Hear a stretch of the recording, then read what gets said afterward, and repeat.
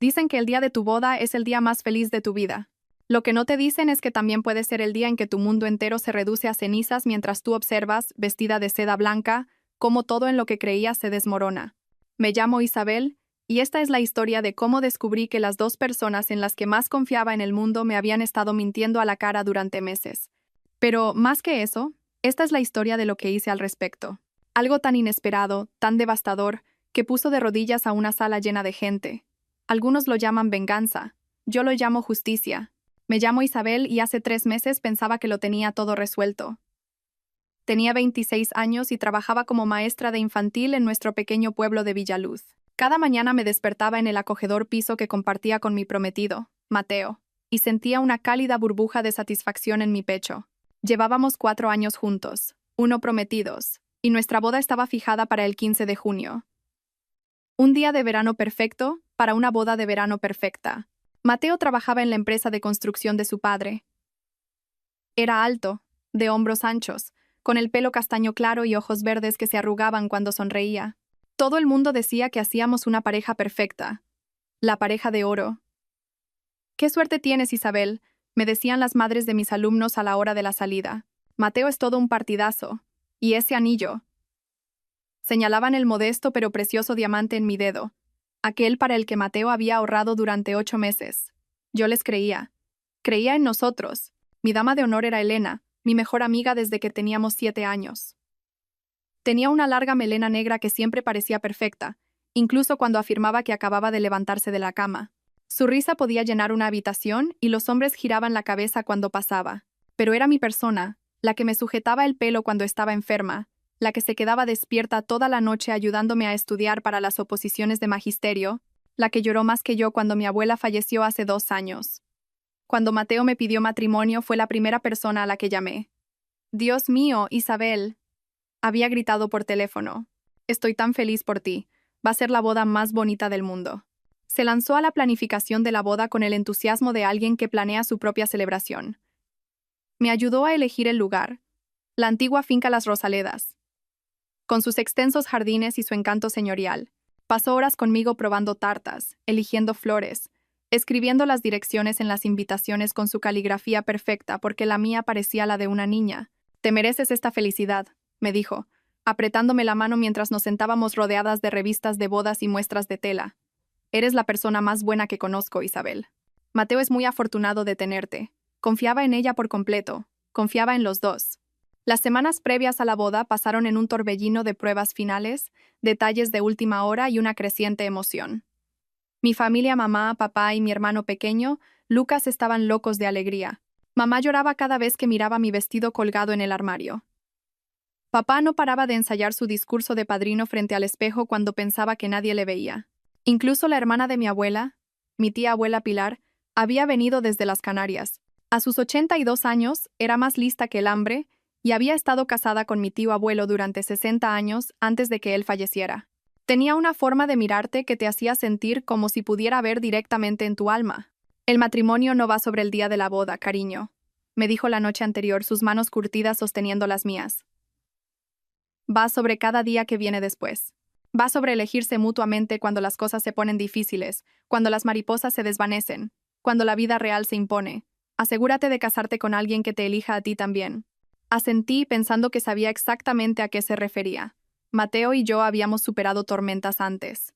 Habíamos superado el infarto de su padre, mi lucha por encontrar trabajo como maestra, el estrés de ahorrar para una casa. Éramos sólidos. Estábamos listos. Me dormí esa noche con una sonrisa en la cara, soñando con caminar hacia el altar, hacia mi futuro.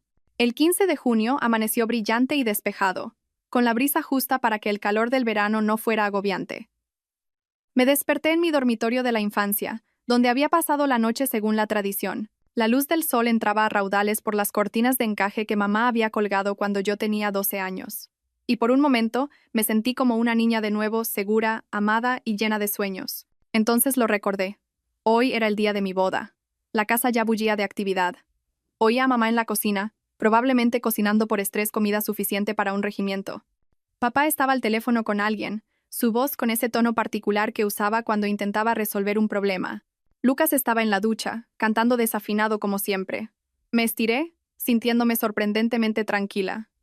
Toda la planificación estaba hecha. Todas las decisiones, tomadas. Hoy, todo lo que tenía que hacer era presentarme y casarme con el hombre que amaba. Mi móvil vibró en la mesita de noche. Un mensaje de Mateo. Buenos días, preciosa. Estoy deseando verte en el altar. Te quiero. Sonreí y le contesté. Yo también te quiero. Nos vemos pronto, marido. Otra vibración. Esta vez de Elena. Día de la boda. Estoy tan emocionada que apenas he dormido. Me están peinando ahora. En cuanto acabe, voy para ayudarte a prepararte. Esto va a ser perfecto. La mañana pasó volando en un torbellino de rulos, brochas de maquillaje y risas nerviosas. La fotógrafa llegó a las 10, capturando cada momento mientras mis damas de honor Elena, mi prima Clara y la hermana de Mateo, Inés, me ayudaban a transformarme de la Isabel somnolienta a una novia. Mi vestido era todo lo que había soñado. Sencillo pero elegante, con delicadas mangas de encaje y una falda vaporosa que me hacía sentir como una princesa. Cuando me miré en el espejo, apenas me reconocí. «Ay, cariño», susurró mamá con las lágrimas ya asomando. «Estás absolutamente radiante». La tía abuela Pilar estaba sentada en un rincón, observándolo todo con esos ojos agudos suyos. Cuando nuestras miradas se encontraron en el espejo, sonrió. Pero algo en su expresión me hizo dudar. Desapareció tan rápido que pensé que lo había imaginado. Para el mediodía, ya estábamos subiendo a los coches para dirigirnos a la finca Las Rosaledas. La ceremonia estaba programada para las 14, con las fotos empezando a las 13. Todo iba perfectamente según lo previsto. El lugar parecía sacado de un cuento de hadas. Rosas blancas y paniculata adornaban cada superficie. Las sillas estaban dispuestas en filas perfectas frente al cenador donde Mateo y yo intercambiaríamos nuestros votos. La carpa para el banquete ya estaba montada en el jardín, con mesas redondas cubiertas de manteles blancos impecables y centros de mesa que Elena y yo habíamos tardado 3 horas en preparar la noche anterior. «Es perfecto», suspiré, asimilándolo todo. «Tú estás perfecta», dijo Elena, apretándome el brazo. «Mateo se va a quedar sin palabras cuando te vea». Teníamos 1 hora antes de la ceremonia, así que me instalé en la suite nupcial para retocarme el maquillaje y calmar los nervios. La fotógrafa estaba capturando a los padrinos mientras se preparaban en un edificio separado, y me encontré preguntándome qué estaría haciendo Mateo en ese momento. ¿Estaría nervioso? ¿Emocionado? ¿Sentiría la misma sensación de certeza que yo? ¿Como si todo en nuestras vidas nos hubiera llevado a este momento? A las 13:30, Elena se disculpó para comprobar las flores y asegurarse de que los músicos estuvieran listos. «Vuelvo enseguida», prometió. «No te atrevas a estropearte ese pintalabios mientras no estoy». A las 13:45 sonó mi teléfono. Era mi organizadora de bodas, Marta. «Isabel, cariño, tenemos una pequeña situación», dijo, con la voz cuidadosamente controlada. «El novio parece que llega unos minutos tarde. No hay de qué preocuparse. Solo quería avisarte». Una punzada de ansiedad se agitó en mi estómago. ¿Tarde? Mateo nunca llega tarde. ¿Ha pasado algo? Estoy segura de que no es nada.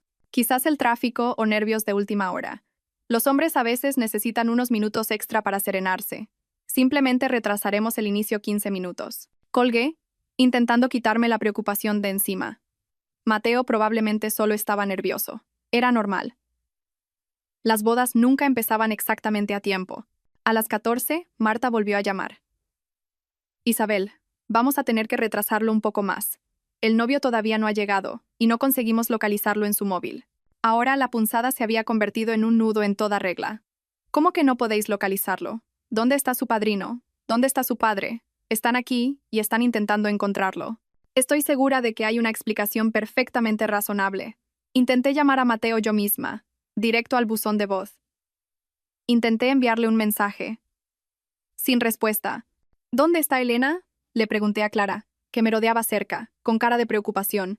Fue a revisar las cosas hace 20 minutos. El rostro de Clara palideció. «No la he visto desde que se fue». El nudo en mi estómago se apretó. Intenté llamar a Elena. Directo al buzón de voz. A las 14:15, los invitados empezaban a impacientarse. Podía oír el murmullo de voces confusas que llegaba desde la zona de la ceremonia. Mis padres aparecieron en la puerta, sus rostros tensos por la preocupación y una ira apenas contenida. «Cariño», dijo papá con cuidado. «Vamos a solucionar esto.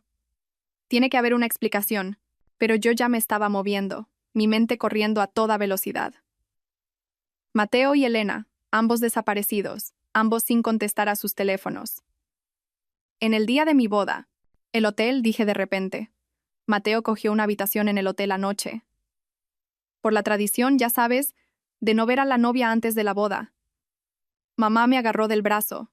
Isabel, quizás deberíamos esperar. No, la palabra salió más cortante de lo que pretendía. Necesito saber dónde está mi prometido. Necesito saber por qué no está aquí. La Posada del Sol estaba a 5 minutos en coche de la finca. Recogí mi falda y marché hacia el coche, con mi familia siguiéndome como patitos preocupados. La tía abuela Pilar apareció a mi lado, moviéndose sorprendentemente rápido para su edad. Voy contigo, dijo con firmeza. Tía Pilar, no es necesario. Niña, he vivido lo suficiente para reconocer cuando algo no va bien. No deberías enfrentar esto sola.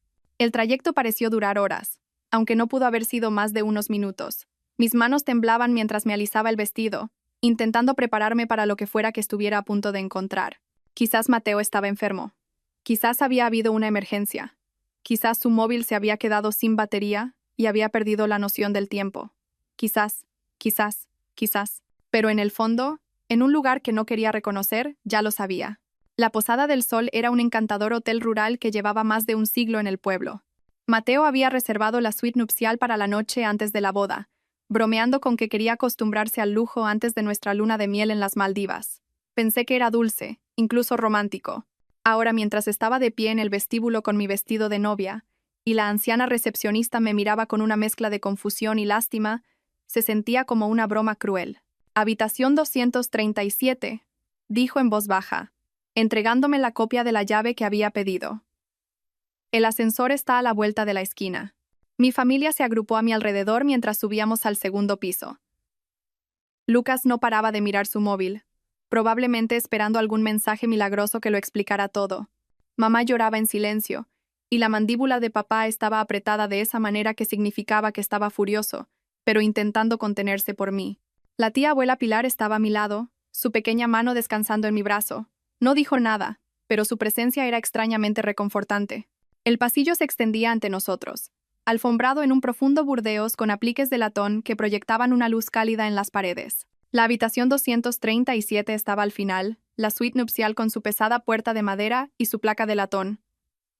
Me quedé allí un momento, con la llave en la mano, escuchando. El hotel estaba en silencio, pero podía oír algo desde dentro de la habitación. Sonidos suaves, movimiento. Mi corazón latía tan fuerte que estaba segura de que todos podían oírlo. Isabel, susurró mamá, quizás deberíamos llamar primero. Pero yo ya estaba deslizando la llave en la cerradura, ya girando el pomo, ya empujando la puerta para abrirla. La habitación estaba en penumbra, con pesadas cortinas que bloqueaban la mayor parte de la luz de la tarde. Mis ojos tardaron un momento en ajustarse, en procesar lo que estaba viendo. La cama era un desastre de sábanas enredadas y ropa esparcida. Un traje de hombre. El traje de Mateo, el que se suponía que debía llevar para casarse conmigo, yacía arrugado en el suelo junto a un vestido de dama de honor. Un vestido morado, el vestido de Elena, y allí, en la cama, estaban Mateo y Elena. Estaban dormidos o desmayados, desnudos y entrelazados como amantes que habían pasado la noche juntos. La larga melena negra de Elena estaba esparcida sobre el pecho de Mateo. Su brazo la rodeaba por la cintura, manteniéndola cerca, incluso en sueños. La imagen me golpeó como un puñetazo. Todo el aire abandonó mis pulmones. La habitación giró. Por un momento, pensé que podría desmayarme de verdad. Detrás de mí, oí a mamá jadear. Papá maldijo en voz baja. Lucas hizo un sonido como si le hubieran golpeado, pero yo no me moví, no podía moverme. Simplemente me quedé allí, asimilando cada horrible detalle. La botella de champán vacía en la mesita de noche. Las joyas de Elena esparcidas por el tocador. La forma en que parecían tan cómodos juntos, tan naturales, como si no fuera la primera vez. ¿Cuánto tiempo? La pregunta resonó en mi mente. ¿Cuánto tiempo llevaba pasando esto? ¿Cuánto tiempo llevaban mintiéndome, traicionándome, tomándome el pelo? Isabel, dijo la tía abuela Pilar en voz baja. Ven aquí. Pero no pude. Estaba congelada, mirando las ruinas de mi vida, tratando de entender cómo había llegado hasta aquí. Esta mañana había sido una novia. Había sido feliz. Me habían amado. Ahora no era nada. Un sonido escapó de mi garganta, mitad sollozo, mitad risa. La amarga ironía de todo era casi divertida. Casi.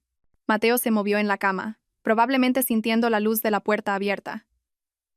Sus ojos se abrieron de golpe, desenfocados y confusos. Le tomó un momento darse cuenta de dónde estaba, de lo que estaba sucediendo.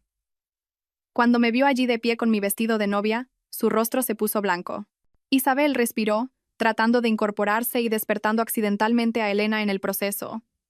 Isabel, puedo explicarlo. ¿Explicarlo? La palabra salió como un susurro, pero cortó la habitación como una cuchilla.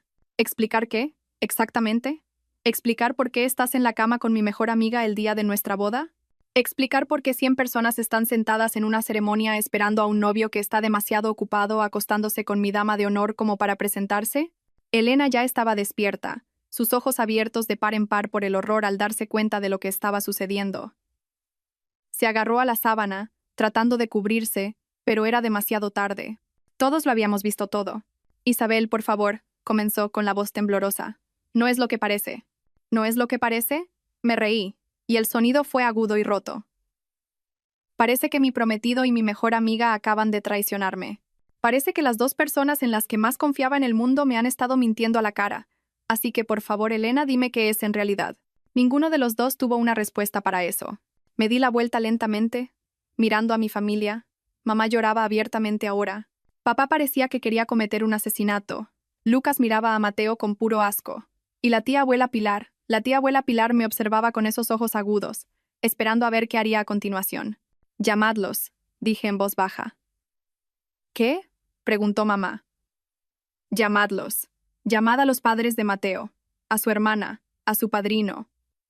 Llamad a todos los que están esperando a que esta boda suceda. Mi voz se estaba volviendo más fuerte, más firme. Decidles que suban aquí. Decidles que tienen que ver algo.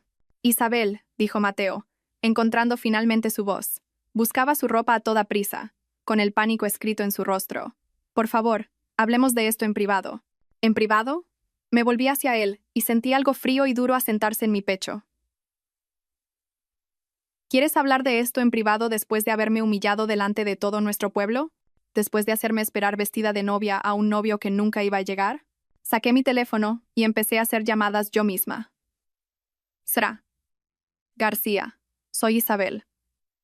Necesito que usted y el señor García suban a la habitación 237 de la Posada del Sol ahora mismo. Sí, sé que la boda debería empezar. Simplemente vengan. Traigan a Inés y a Alejandro con ustedes. La madre de Mateo contestó al segundo tono. Isabel querida, ¿dónde está Mateo? Todo el mundo pregunta. Habitación 237, Posada del Sol. Venid ahora. Traed a todos. Hice 4 llamadas más. Al padre de Mateo, a su padrino, a la organizadora de la boda, a mi propia familia que todavía estaba en la finca. ¿Qué estás haciendo?, susurró Elena, agarrando la sábana contra su pecho. La miré de verdad.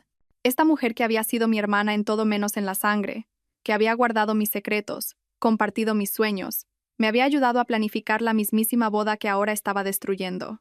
Me estoy asegurando de que todo el mundo vea exactamente quiénes sois en realidad, dije, con la voz firme como el acero. Ambos. Los siguientes 20 minutos se sintieron como una eternidad.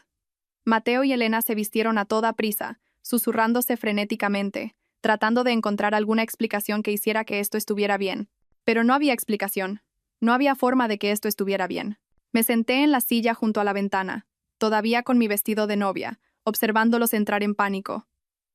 Mi familia me rodeaba cerca, sin saber qué hacer o decir.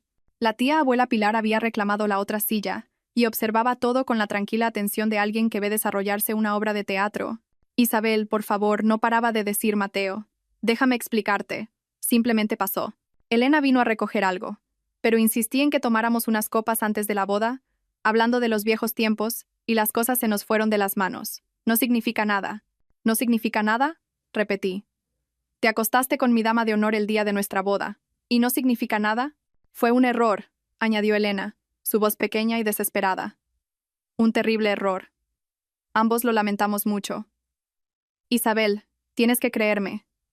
Nunca quise que esto sucediera, pero sucedió, dije simplemente. Y ahora todo el mundo se va a enterar. La primera llamada a la puerta llegó a las 14:45. Los padres de Mateo, su hermana Inés y su padrino Alejandro se agolparon en la entrada, sus rostros pasando de la confusión al shock y al horror mientras asimilaban la escena. ¿Qué es esto?, susurró la Sra. García, llevándose una mano a la garganta. Mateo, ¿qué has hecho? Más gente llegó en oleadas. La organizadora de bodas, con aspecto agotado y molesto. Mis tíos y tías, los amigos del novio, incluso la fotógrafa, que aparentemente había sido convocada por alguien y ahora estaba de pie en el pasillo con su cámara colgando inútilmente de su cuello. La habitación se llenó de jadeos de sorpresa, voces airadas y el sonido del llanto de la Sra. García. El padre de Mateo parecía haber envejecido 10 años en 10 segundos. Inés miraba a su hermano como si nunca lo hubiera visto antes. ¿Cómo has podido hacer esto?, susurró. ¿Cómo has podido hacerle esto a Isabel en el día de tu boda? Fue un accidente, dijo Mateo desesperadamente. Un estúpido error de borracho.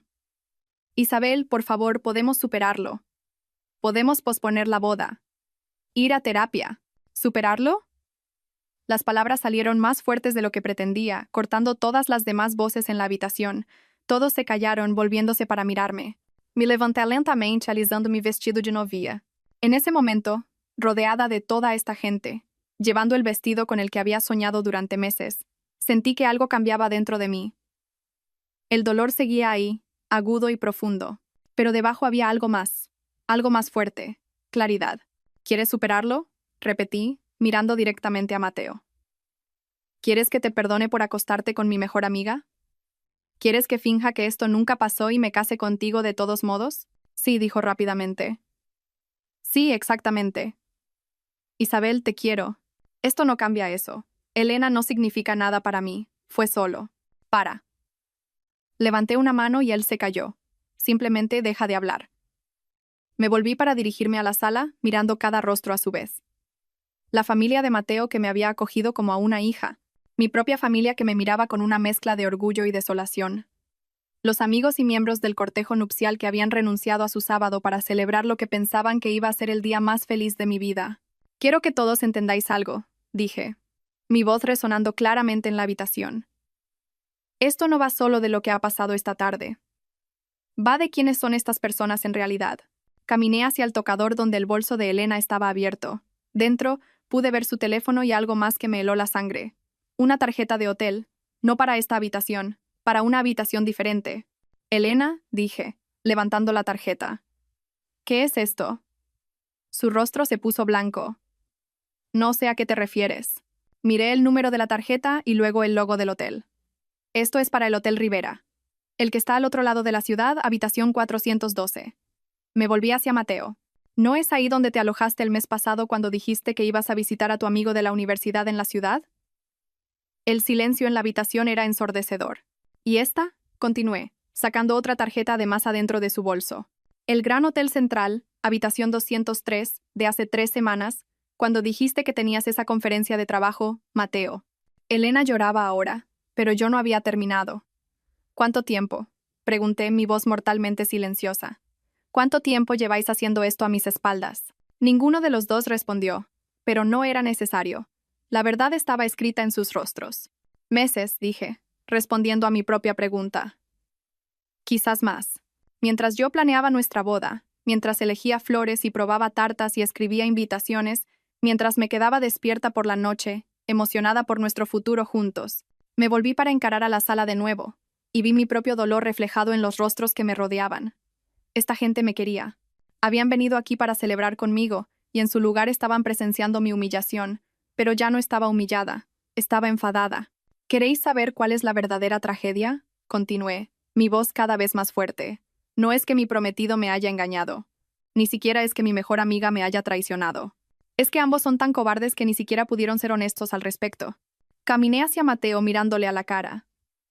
Si la querías, si querías estar con ella, deberías habérmelo dicho, deberías haber cancelado la boda, deberías haberme dado la oportunidad de irme con mi dignidad intacta. En lugar de eso, me dejaste planificar una boda con un hombre que ya estaba comprometido con otra persona.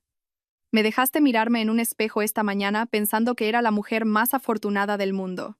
Dejaste que 100 personas se reunieran para ser testigos de una mentira. Me volví hacia Elena. ¿Y tú? Tú me ayudaste a escribir las invitaciones para esta boda. Me tomaste la mano mientras lloraba por lo nerviosa que estaba. Me dijiste que me merecía esta felicidad mientras la estabas destruyendo activamente. Lo siento, susurró. Lo siento muchísimo. Sentirlo no arregla esto, dije. Sentirlo no me devuelve el último año de mi vida. Sentirlo no deshace la humillación de que el día de mi boda se convierta en un espectáculo público. Miré alrededor de la sala una vez más, a todos esos rostros que me miraban con lástima, ira y shock. Y de repente, supe exactamente lo que tenía que hacer. Quiero que todos vuelvan a la finca, dije con calma. Quiero que les digan a los invitados exactamente lo que pasó aquí. Quiero que les digan que hoy no habrá boda porque el novio estaba demasiado ocupado durmiendo con la dama de honor como para presentarse. Isabel, dijo Lasra García, con la voz quebrada. Por favor, piénsalo. Piensa en tu reputación, en tu futuro. ¿Mi reputación? Me reí, y esta vez no fue amargo. Fue casi liberador. Sra. García, con todo el respeto, no soy yo la que debería estar preocupada por mi reputación en este momento. Caminé hacia la ventana y miré el hermoso día de junio. En algún lugar al otro lado de la ciudad, 100 personas esperaban a una novia y un novio que nunca aparecerían. Las flores se marchitarían. La tarta se quedaría sin comer. La fotógrafa guardaría su equipo sin capturar un solo momento de alegría. Pero yo todavía estaba aquí. Todavía estaba de pie, y había terminado de ser una víctima. De hecho, dije, volviéndome hacia la sala, tengo una idea mejor. Vamos a volver a la finca, anuncié. Todos nosotros, ahora mismo. Isabel, dijo mamá con cautela. Quizás deberías tomarte un tiempo para procesar esto. No. Negué con la cabeza firmemente. Ya he procesado suficiente. Esa gente vino aquí para presenciar una boda. Merecen saber por qué no va a haber una. Mateo dio un paso adelante, con el pánico escrito en su rostro. No puedes hablar en serio. Isabel, por favor, piensa en lo que estás haciendo. Esto lo arruinará todo. Todo ya está arruinado, dije simplemente. La pregunta es si voy a dejar que tú controles la narrativa o si voy a contar la verdad yo misma. La tía abuela Pilar se levantó de su silla, moviéndose con una gracia sorprendente para su edad. La chica tiene razón, dijo, su voz con la autoridad de 8 décadas. Mejor enfrentarse a la música que dejar que suene sin ti. La miré agradecida. En todo el caos, era la única que parecía entender lo que estaba haciendo. Todos fuera, dije. Vamos a la finca. Mateo y Elena, vosotros también venís. Yo no voy a ninguna parte, dijo Elena, envolviéndose más apretadamente en el albornoz del hotel. No puedo enfrentarme a esa gente. Deberías haber pensado en eso antes de acostarte con mi prometido, respondí fríamente. Vestíos. Los dos. Vosotros creasteis este desastre y vais a ayudarme a limpiarlo. El viaje de vuelta a la finca Las Rosaledas fue surrealista. Me senté en el asiento trasero del coche de mi padre, todavía con mi vestido de novia, viendo pasar las calles familiares de Villaluz. Detrás de nosotros seguía un convoy de coches. La familia de Mateo, el cortejo nupcial, incluso algunos de los invitados que habían sido llamados desde la finca. Mi teléfono vibraba constantemente con mensajes y llamadas, pero los ignoré todos. Ya habría tiempo para explicaciones más tarde. Ahora mismo necesitaba concentrarme en lo que estaba a punto de hacer. ¿Estás segura de esto, cariño?, preguntó papá, encontrando mi mirada en el espejo retrovisor. Una vez que hagas esto, no hay vuelta atrás. Estoy segura, dije. Y lo estaba.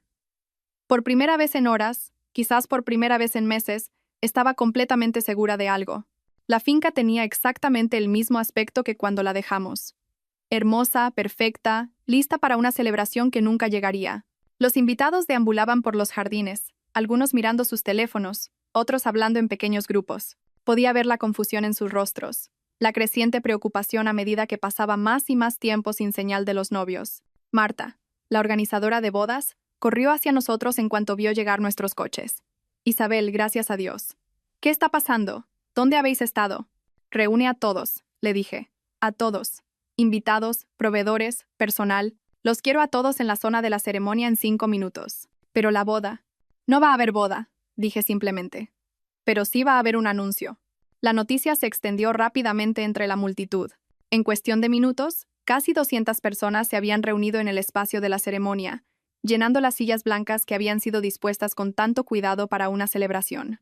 Parecían confundidos, preocupados, algunos incluso molestos por el retraso. Me paré al final del pasillo, mirando todos esos rostros. Amigos, familiares, compañeros de trabajo, vecinos, personas que habían dedicado parte de sus vidas a estar aquí para mí, personas que merecían la verdad.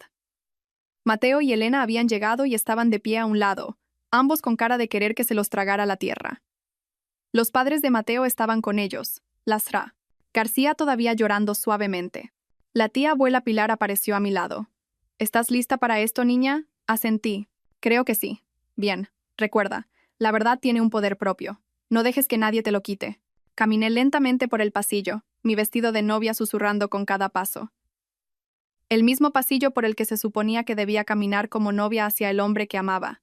En cambio, caminaba hacia un micrófono, hacia la verdad, hacia lo que viniera después. Cuando llegué al frente, me volví para encarar a la multitud. El murmullo de voces confusas se apagó, dejando solo el sonido de los pájaros cantando en los jardines y el zumbido distante del tráfico.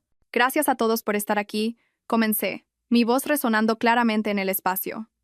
Sé que estáis confundidos sobre lo que está pasando, y merecéis una explicación. Hice una pausa, mirando todos esos rostros expectantes. Al fondo, pude ver a Mateo y Elena, ambos pálidos y aterrorizados. Hoy no va a haber boda, continué.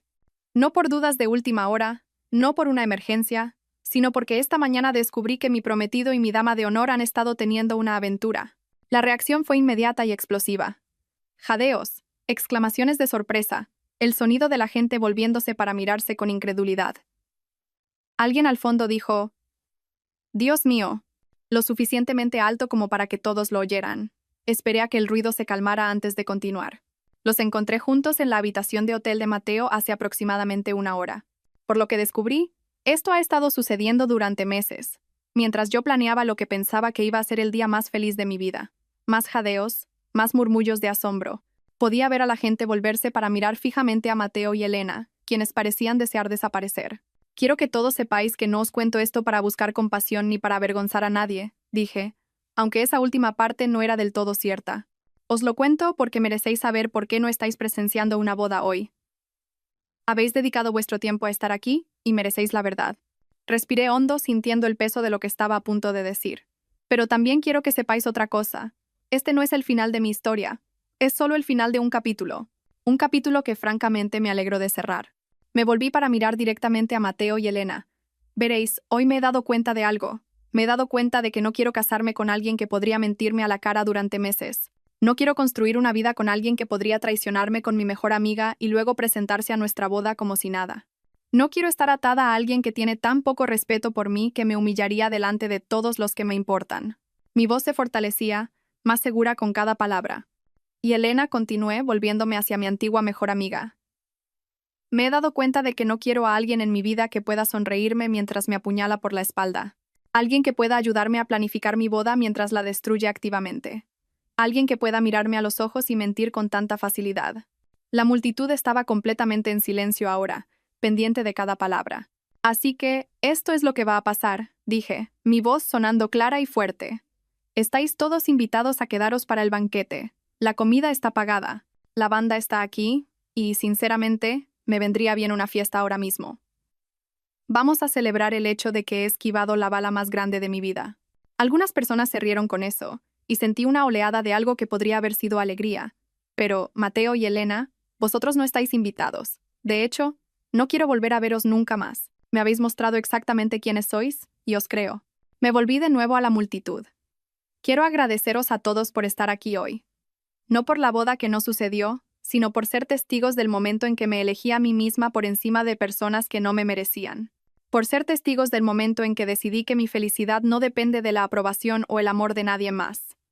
Hice una pausa, mirando todos esos rostros. Algunos lloraban, otros sonreían, algunos todavía estaban en shock, pero todos me miraban con algo que parecía respeto. Y a cualquiera que pueda encontrarse en una situación como la mía algún día, recordad esto.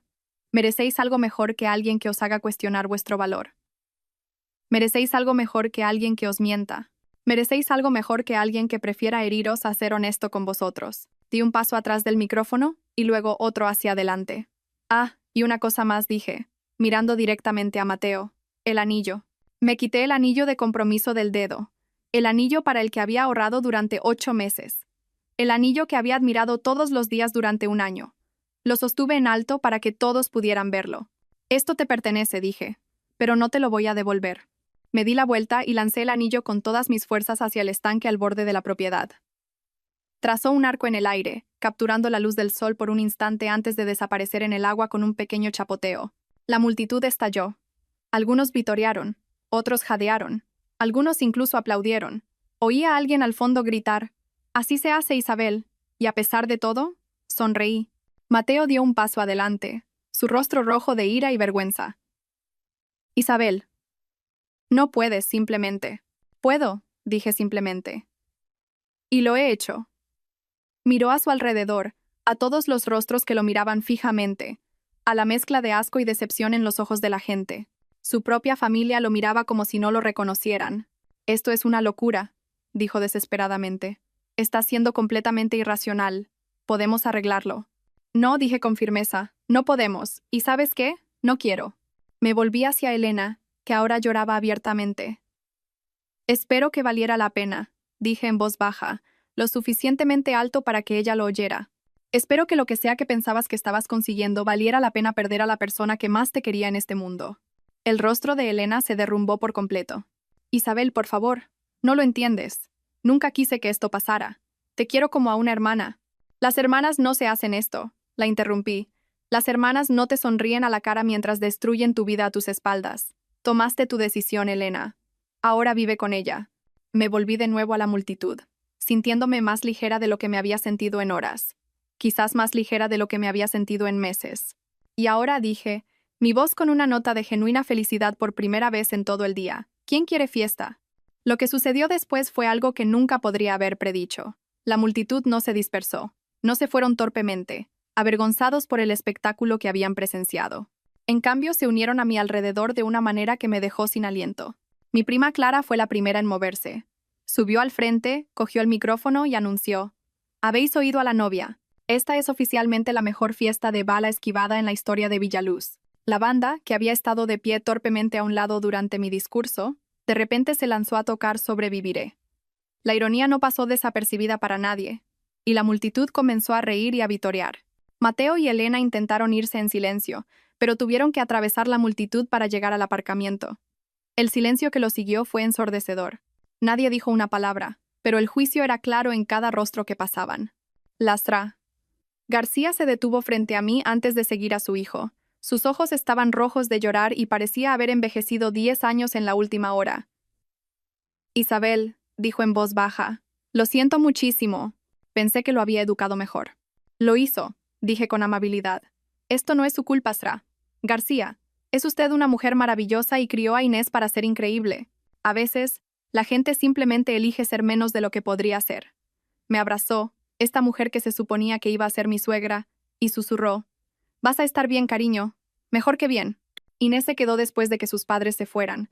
La hermana de Mateo siempre había sido más una amiga para mí que una futura cuñada, y el dolor en sus ojos era casi tan difícil de soportar como todo lo demás. No tenía ni idea, dijo, con lágrimas corriendo por su rostro. Isabel, te lo juro, no tenía ni idea de que esto estaba pasando. Lo sé, dije abrazándola con fuerza. Sé que no lo sabías. Estoy tan avergonzada de él, susurró. Ya ni siquiera sé quién es. Sigue siendo tu hermano, dije. Eso no cambia. Pero no tienes que defender lo que hizo. Nunca lo haría, dijo con fiereza. Nunca. Lo que hizo fue imperdonable. A medida que avanzaba la tarde, algo mágico sucedió. Lo que debería haber sido el peor día de mi vida se estaba convirtiendo en algo completamente diferente. La celebración que se suponía que conmemoraría mi matrimonio se convirtió en una celebración de mi libertad, mi fuerza, mi negativa a aceptar menos de lo que merecía. La gente compartía historias de sus propias experiencias cercanas, sus propios momentos de esquivar balas. Mi tío abuelo contó a todos la vez que casi se casa con una mujer que resultó estar ya casada. Una compañera de trabajo compartió cómo descubrió que su exprometido le estaba robando dinero de su cuenta de ahorros. «Por Isabel», gritó alguien, levantando una copa de cava, «por enseñarnos a todos lo que es la verdadera fortaleza». El brindis fue secundado por toda la multitud. «Por Isabel». Me encontré riendo de verdad por primera vez en horas, rodeada de gente que me quería, gente que me apoyaba, gente que veía mi valor, incluso cuando yo misma luchaba por verlo. La tía abuela Pilar apareció a mi lado mientras el sol comenzaba a ponerse, pintando el cielo en tonos rosados y dorados. «¿Cómo lo llevas, niña?», preguntó. «Mejor de lo que esperaba», dije honestamente. Pensé que estaría devastada, pensé que estaría rota. Y en cambio, consideré la pregunta, mirando la fiesta que había estallado espontáneamente a mi alrededor. En cambio, me siento libre. Como si hubiera estado conteniendo la respiración durante meses y finalmente pudiera exhalar. Ella sintió con conocimiento. «Eso es porque te estabas conformando, cariño. Estabas aceptando menos de lo que merecías porque pensabas que era lo mejor que podías conseguir. ¿Era tan obvio? Para alguien que lleva 82 años observando a la gente, sí. Me dio una palmadita suave en el brazo. Eres un alma buena, Isabel. Demasiado buena a veces. Ves lo mejor en las personas incluso cuando te están mostrando lo peor. Es una cualidad hermosa, pero también puede ser peligrosa. Entonces, ¿qué hago ahora?, pregunté. Vivir, dijo simplemente. Vives tu vida para ti misma, no para las expectativas de los demás. Descubres qué te hace feliz, qué te hace sentir viva, qué te hace sentir orgullosa de ser quien eres. Y nunca más te conformas con menos de lo que mereces. A medida que avanzaba la noche, me encontré pensando en sus palabras. Durante el último año, quizás más, había estado tan centrada en la boda, en la idea de estar casada, en lo que todos esperaban de mí, que había perdido de vista lo que realmente quería. ¿Acaso quería casarme con Mateo? ¿O simplemente quería estar casada? Punto. Me había dejado atrapar tanto por el cuento de hadas que había ignorado la realidad de quién era él en realidad. Mirando hacia atrás, había habido señales, pequeñas cosas que descarté o justifiqué. La forma en que a veces me menospreciaba delante de sus amigos, cómo había empezado a pasar cada vez más tiempo fuera de casa, cómo se había vuelto distante y distraído en las semanas previas a la boda. Lo atribuía al estrés de la boda, a la presión de planificar un evento tan grande. Me dije a mí misma que era normal, que todas las parejas pasan por baches. Pero quizás no era normal. Quizás era él alejándose porque ya estaba emocionalmente involucrado en otro lugar. Y Elena. Dios, Elena. ¿Cómo no me di cuenta? ¿Cómo no vi lo que estaba sucediendo justo delante de mí? Pero incluso mientras me hacía estas preguntas, me di cuenta de que no quería gastar mi energía en ellas. No quería torturarme con y sí, debería haberlo sabido. Lo hecho estaba. La pregunta ahora era qué venía después. Isabel. Lucas apareció a mi lado, un poco borracho y sonriendo de oreja a oreja. Esta es la mejor celebración de boda de la historia. Y ni siquiera ha habido boda. Me reí, atrayendo a mi hermano pequeño en un abrazo. Estás borracho. Estoy celebrando, protestó. Estoy celebrando que mi hermana es una auténtica jefa que acaba de dar la actuación de su vida. ¿Actuación? ¿Estás de broma? Ese discurso, el lanzamiento del anillo, la forma en que simplemente te adueñaste de la situación. Sacudió la cabeza con admiración. Isabel, nunca he estado más orgulloso de ser tu hermano. Sus palabras me golpearon más fuerte de lo que esperaba. Lucas y yo siempre habíamos estado muy unidos, pero nunca había sido de grandes declaraciones emocionales. Oírle decir que estaba orgulloso de mí, ver la admiración genuina en sus ojos, hizo que algo cálido floreciera en mi pecho. Gracias, Lucas, dije en voz baja. Lo digo en serio, dijo. De repente serio a pesar del alcohol. Lo que hiciste hoy. Eso requirió verdadero coraje, verdadera fuerza.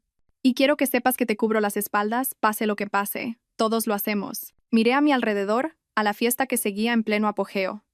Mis padres bailaban un lento, abrazados y mirándome con tanto amor y orgullo que se me hizo un nudo en la garganta. Mis primos y amigos reían y hablaban, creando nuevos recuerdos para reemplazar los que habían sido manchados.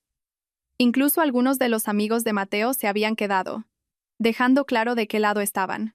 Esta gente me quería, me apoyaban, veían mi valor incluso cuando yo no podía verlo. Por primera vez en mi vida adulta, me sentí verdadera y completamente amada por ser exactamente quien era. 3 meses después, estaba sentada en mi nuevo piso. Un acogedor apartamento de un dormitorio en el centro que había encontrado y alquilado yo sola, cuando sonó mi teléfono. Era un número desconocido, pero algo me hizo contestar. Isabel, soy Elena. Casi colgué de inmediato. No había hablado con ella desde el día de la boda. No la había visto por el pueblo. No había oído nada sobre lo que estaba haciendo o dónde vivía. ¿Qué quieres, Elena?, pregunté. Mi voz cuidadosamente neutral. Quería disculparme, dijo. Su voz pequeña y temblorosa. Sé que es demasiado tarde. Sé que probablemente no quieras saber de mí, pero tenía que intentarlo. Esperé, sin ponérselo fácil. He estado yendo a terapia, continuó, tratando de entender por qué hice lo que hice, por qué te hice tanto daño, y me di cuenta de que estaba celosa de ti. ¿Celosa de mí? No pude evitar la sorpresa en mi voz. Tenías todo lo que yo quería, dijo. Estabas tan segura de ti misma, tan confiada en tu relación, tan feliz. Y yo sentía que me estaba quedando atrás, que todo el mundo avanzaba excepto yo. Cuando Mateo empezó a prestarme atención, cuando empezó a confiarme sus dudas. ¿Sus dudas? Las palabras me golpearon como una bofetada. Estaba teniendo dudas sobre la boda, dijo en voz baja. Me dijo que no estaba seguro de estar preparado, que se sentía atrapado, y en lugar de decirle que hablara contigo, en lugar de ser una buena amiga, yo lo animé. Le hice sentir que sus sentimientos eran válidos, que quizás él también se estaba conformando. Cerré los ojos, sintiendo un dolor familiar en el pecho. No por Mateo, a Mateo ya lo había superado, sino por la versión de mí misma que había estado tan ciega a lo que estaba sucediendo. ¿Por qué me estás contando esto?, pregunté. Porque mereces saber la verdad, toda. Y porque quiero que sepas que lo que pasó no fue porque tú no fueras suficiente. Fue porque yo estaba rota, y él era un cobarde. Me quedé con eso un momento, procesándolo. ¿Seguís juntos?, pregunté, aunque no estaba segura de querer saber la respuesta. No, dijo rápidamente. No, nosotros. Se vino abajo bastante rápido después de la boda. Resulta que cuando construyes una relación sobre la traición a otra persona, no tiene una base muy sólida. Casi sentí pena por ella. Casi. No llamo para pedir perdón, continuó. Sé que no me lo merezco. Solo quería que supieras que lo siento y que sé que lo que hice fue imperdonable. Tienes razón, dije simplemente. Lo fue. He oído que te va bien, dijo después de una pausa. He oído que te han ascendido en el colegio, que eres feliz. Lo soy, dije, y me di cuenta de que era completamente cierto. Realmente lo soy. Después de colgar, me senté en mi salón durante mucho tiempo, pensando en la conversación. Hace un año, saber de Elena me habría sumido en un torbellino emocional. Hace 6 meses me habría arruinado el día. Ahora, simplemente se sentía como cerrar una puerta que había quedado ligeramente entornada. Me habían ascendido en el colegio. Ahora era la jefa del departamento de infantil, con mi propia clase y un equipo de maestras a mi cargo. También había empezado a hacer voluntariado en el centro de acogida para mujeres local, ayudando a mujeres que dejaban relaciones abusivas a reconstruir sus vidas. Había empezado a pintar, algo que siempre había querido probar, pero para lo que nunca tuve tiempo cuando estaba planeando una boda. Había viajado a 3 comunidades autónomas diferentes para visitar a amigos con los que había perdido el contacto a lo largo de los años. Había leído más libros en los últimos 3 meses que en los 3 años anteriores. Había aprendido a estar sola sin sentirme sola. Lo más importante, había aprendido a confiar de nuevo en mi propio juicio, a escuchar mis instintos en lugar de descartarlos, a valorar mi propia felicidad en lugar de priorizar constantemente la de los demás. Mi teléfono vibró con un mensaje de Lucas. Cena familiar el domingo. Mamá hace tu plato favorito. Sonreí y le contesté. No me lo perdería por nada. Otro mensaje. Este declara. Noche de chicas el viernes. En esa nueva vinoteca del centro. Por supuesto. Y luego uno más, de un número que no reconocí. Hola Isabel. Soy Adrián, de la cafetería. Sé que esto es probablemente raro, pero me preguntaba si te gustaría ir a cenar alguna vez. Sin presión si no te interesa. Adrián, el chico guapo que trabajaba en la cafetería que había empezado a frecuentar después de mudarme al centro.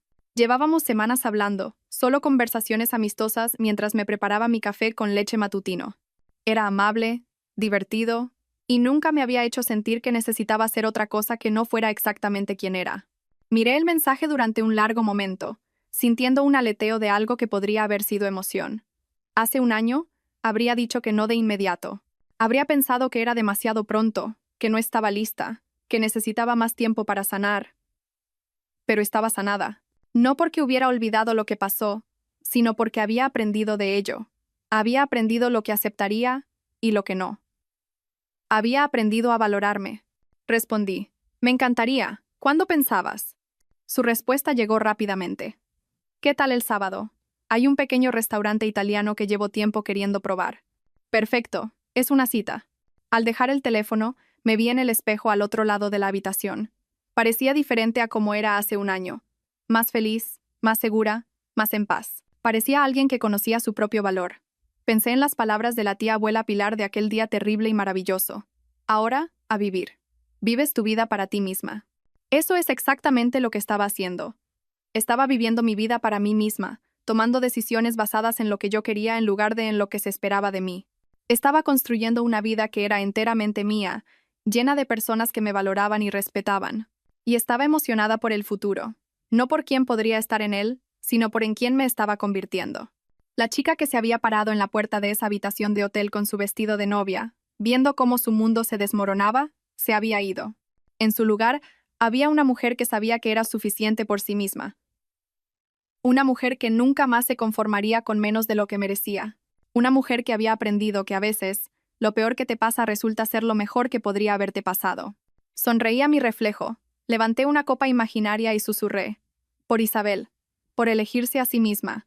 El centro cívico de Villaluz estaba decorado con globos y serpentinas, lleno del parloteo de niños emocionados y padres orgullosos. Era la celebración de fin de curso del programa de infantil, y yo estaba de pie al frente de la sala viendo a mis alumnos representar la pequeña obra que habíamos estado ensayando durante semanas. Señor Isabel, la pequeña Valentina, de 5 años, tiró de mi vestido. ¿Viste que me acordé de todas mis frases? Lo vi, dije, agachándome a su nivel. Estuviste absolutamente perfecta. Mientras la celebración terminaba y los padres recogían a sus hijos, sentí una familiar sensación de satisfacción. Esto era lo que estaba destinada a hacer. Enseñar a estos niños, verlos crecer y aprender, ser parte de su viaje. Me llenaba de una alegría que no tenía nada que ver con la aprobación de nadie más. Isabel, me giré para ver a mi directora, Lasra Torres, acercándose con una sonrisa. Maravilloso trabajo hoy. Los padres están encantados con el programa. Gracias, dije. Los niños trabajaron muy duro. Quería que supieras, continuó, que ha llamado la delegación provincial. Están buscando a alguien para dirigir la nueva iniciativa de desarrollo de la primera infancia. Significaría un ascenso significativo, la oportunidad de influir en la política educativa a nivel provincial. Te he recomendado. Mi corazón dio un vuelco. Era una oportunidad con la que había soñado, pero que nunca pensé que llegaría tan pronto. Me encantaría saber más al respecto, dije. Concertaré una reunión para la próxima semana. Isabel, realmente has florecido este año. Lo que sea que haya pasado en tu vida personal, parece haber desbloqueado algo en ti profesionalmente. Mientras se alejaba, reflexioné sobre sus palabras. Tenía razón. El último año había sido transformador de maneras que nunca podría haber imaginado. ¿Lista para irnos? Adrián apareció a mi lado, habiendo esperado pacientemente mientras yo terminaba con mis obligaciones laborales. Llevábamos saliendo 8 meses, tomándonos las cosas con calma, construyendo algo real y sólido. No se parecía en nada a Mateo. Donde Mateo había sido llamativo y encantador, Adrián era estable y genuino. Donde Mateo me había hecho sentir que necesitaba ser perfecta, Adrián me hacía sentir que ya era suficiente. Donde Mateo había guardado secretos, Adrián era un libro abierto. ¿Qué tal la obra?, preguntó mientras caminábamos hacia su coche. Un caos perfecto, me reí. El pequeño Tomás olvidó sus frases y simplemente comenzó a inventar su propia historia sobre dinosaurios. Suena típico de niños de 5 años. Condujimos por el centro de Villaluz, pasando por la cafetería donde habíamos hablado de verdad por primera vez, por la librería donde tuvimos nuestra segunda cita, por todos los lugares que se habían convertido en parte de nuestra historia. Tengo algo que contarte, dije mientras entrábamos en el camino de mi casa. Parecía preocupado. ¿Está todo bien? Más que bien, dije sonriendo. Puede que me asciendan, uno grande, a nivel provincial. Su rostro se iluminó. Isabel, eso es increíble. Cuéntamelo todo. Mientras nos sentábamos en mi porche, le conté sobre la oportunidad, sobre lo que significaría para mi carrera, sobre lo emocionada y nerviosa que estaba. Escuchó con el tipo de atención que todavía me sorprendía. Enfoque completo, interés genuino, sin juicios. Vas a ser increíble, dijo cuando terminé. Tienen suerte de tenerte. ¿De verdad lo crees? Lo sé. Isabel, eres la persona más fuerte y capaz que conozco. Mira todo lo que has logrado este año. Lo pensé. El ascenso en el colegio, el voluntariado en el centro de acogida, las nuevas amistades que había construido, la relación con Adrián que era sana, honesta y real, la paz que había encontrado conmigo misma. Es curioso, dije. Hace un año pensaba que mi vida se había acabado. Pensaba que perder a Mateo y a Elena significaba perderlo todo. Y ahora me doy cuenta de que no perdí nada. Lo gané todo. Me gané a mí misma. Nos sentamos en un cómodo silencio durante un rato, viendo el sol ponerse sobre el barrio donde había crecido. Mañana llamaría a Lasra Torres y concertaría esa reunión. Mañana daría otro paso hacia el futuro que estaba construyendo para mí. Pero esta noche, me contentaba con sentarme aquí con alguien que me amaba por ser exactamente quien era, en la vida que había creado de las cenizas de mis viejos sueños. Mi teléfono vibró con un mensaje de la tía abuela Pilar, que se había convertido en una corresponsal habitual desde la boda. Vi el artículo sobre tu programa de infantil en el periódico. Muy orgullosa de ti, querida. Estás floreciendo exactamente como debías. Sonreí y le contesté. Gracias por todo lo que me enseñaste ese día. Su respuesta llegó rápidamente. Tú te enseñaste a ti misma, niña. Yo solo te recordé lo que ya sabías.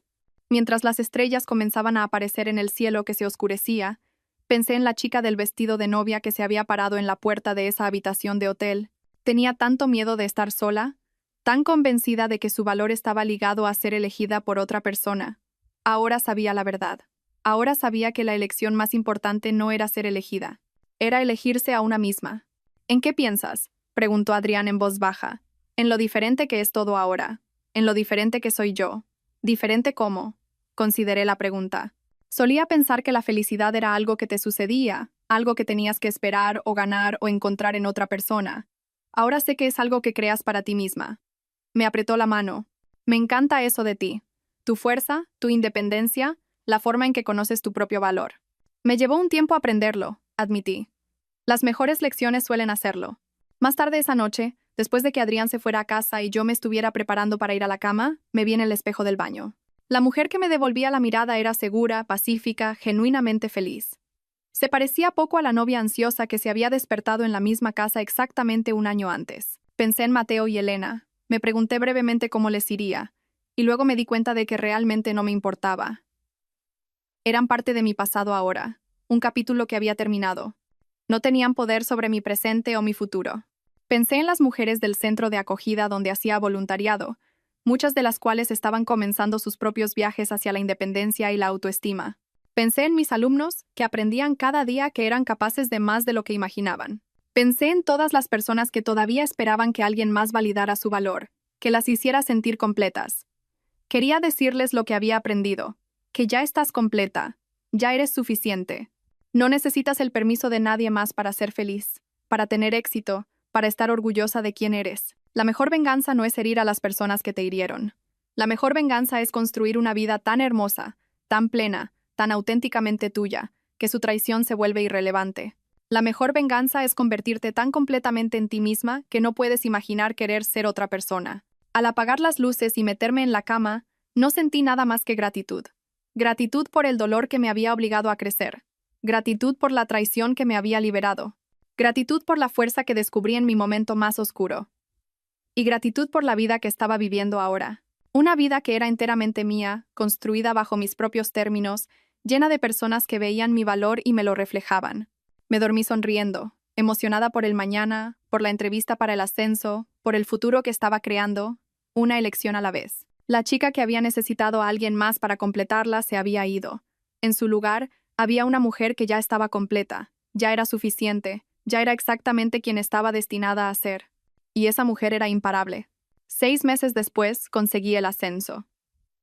Un año después, aparecí en una revista nacional de educación por mis programas innovadores. Adrián y yo nos mudamos juntos, pero solo después de largas conversaciones sobre mantener nuestra independencia y apoyar los sueños del otro. Nunca volví a ver a Mateo ni a Elena, aunque oí por ahí que ambos se habían ido del pueblo. Les deseé lo mejor, sinceramente. Su traición había sido el catalizador de lo mejor que me había pasado nunca, aprender a quererme y valorarme a mí misma. A veces la gente me pregunta si me arrepiento de no haberme casado ese día. Si alguna vez me pregunto qué habría pasado si hubiera intentado arreglar las cosas con Mateo, la respuesta es simple. No puedo arrepentirme del camino que me llevó a mí misma. La boda que nunca fue resultó ser el comienzo de la vida que siempre estuve destinada a vivir. Y esa vida es más hermosa que cualquier cuento de hadas que pudiera haber imaginado.